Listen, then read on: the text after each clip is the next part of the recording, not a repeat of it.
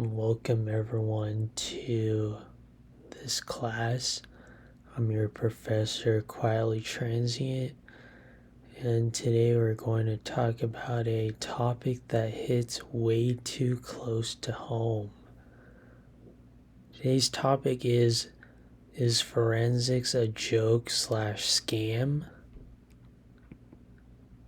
Let's get this right out of the way. Yes.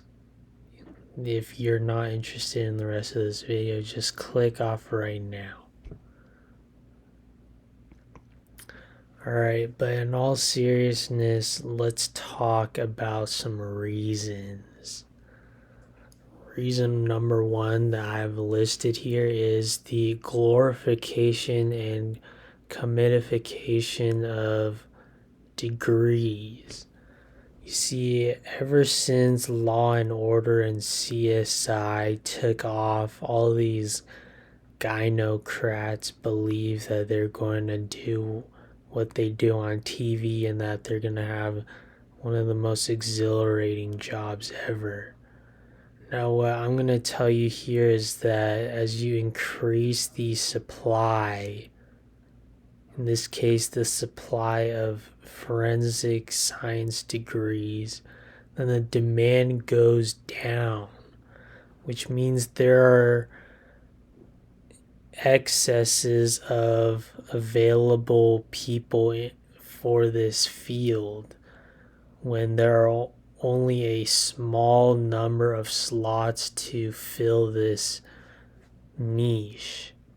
Now we're talking probably 22,000 jobs related to forensics, while millions hold this degree, including me, which means that our degrees are basically just toilet paper at this point.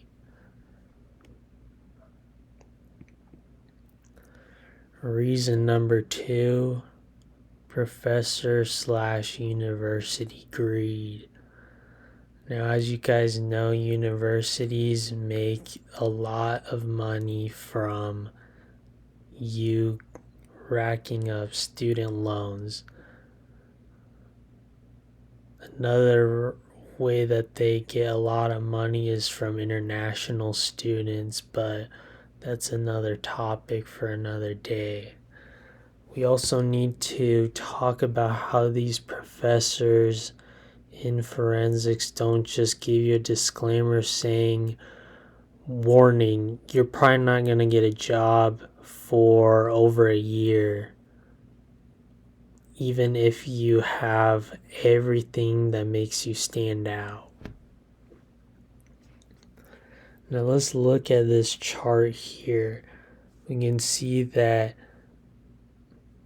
the average cost of four-year institutions has increased rapidly within the past 50 years.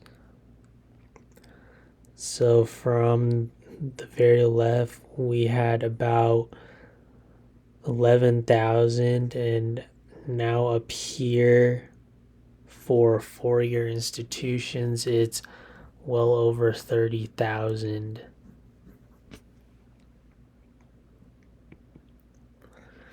Reason three, frivolous volunteering / internships. Now for these next slides, they're going to relate to my personal experiences quite a bit. Volunteering at police departments doesn't do anything for you, basically. You're just given slave labor, and they justify it as you helping the police department, aka you save them some money every year because they don't have to pay you and you just waste your time. Internships are also about as frequent as viewing a unicorn while also viewing a solar eclipse on the same day. So that's also pretty useless. Now, why is this here? Well, because all these gynocrats preach about how you need some volunteer experience at a police department in order to stand out, quote unquote, which is not true if you're already wading through this giant cesspool of slop. Reason 4, government agencies are just so slow. It's about 1 month just for them to send an email for an interview. In fact, most recently for me, it took them 1 month just for me to get a survey where I had to tell them about my experience. And then it took them another 2 weeks, so 6 weeks now, just to get an interview lined up. And there's about another month or so for 1 to 2 rounds of interviews. So you're already 6 to 10 weeks down the drain, just waiting for this slop work. Then after that, you have another 1 to 2 months for background checks. I don't understand why it takes them this long for background checks. I mean, I understand that they have to be as thorough as possible for your criminal history and drug history, but why is it this slow? Ask the HR reps to help or something instead of sitting on their asses all day long being useless gynocrats. Then even after the background check, there's no guarantee that they will hire you. And you know what makes it even worse? They don't even help pay for your travel expenses for these background checks and background investigations. So you're probably wasting another $1,000 to $2,000 potentially just to travel and stay at the state that you want to work in. There's no guarantee. That's a pretty terrible investment if you ask me. And then now you also have 2+ months on feedback for what you did wrong. You know, I asked for feedback on one of my interviews and they still haven't responded. It's been over 3 months at this point. Don't understand what they're even doing. And then last point, vague, useless feedback. There's just one thing that I don't understand about these panelists.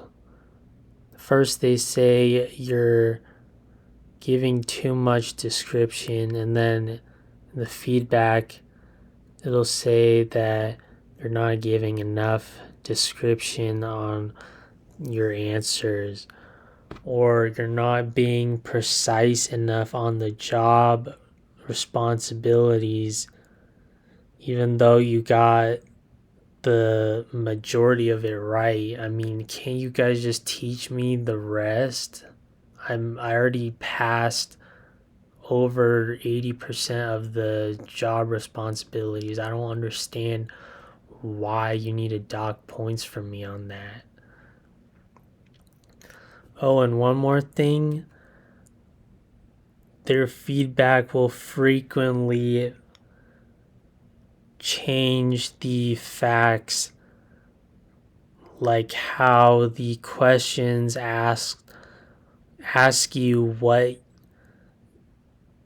questions that you have for the panelists, but then they'll lie and say that they actually wanted you to explain your experience and your qualities or your education, even though during the interview they clearly just asked you what questions that you have. So I don't understand.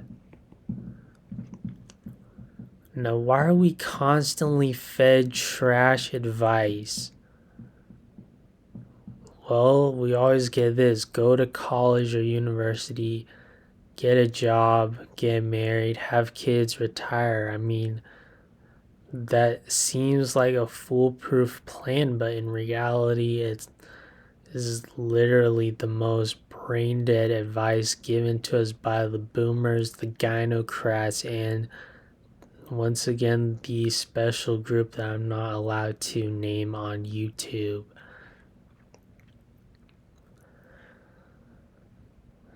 Alright, since I've already vented enough on this topic, since it is quite personal for me, I'll end this lecture now.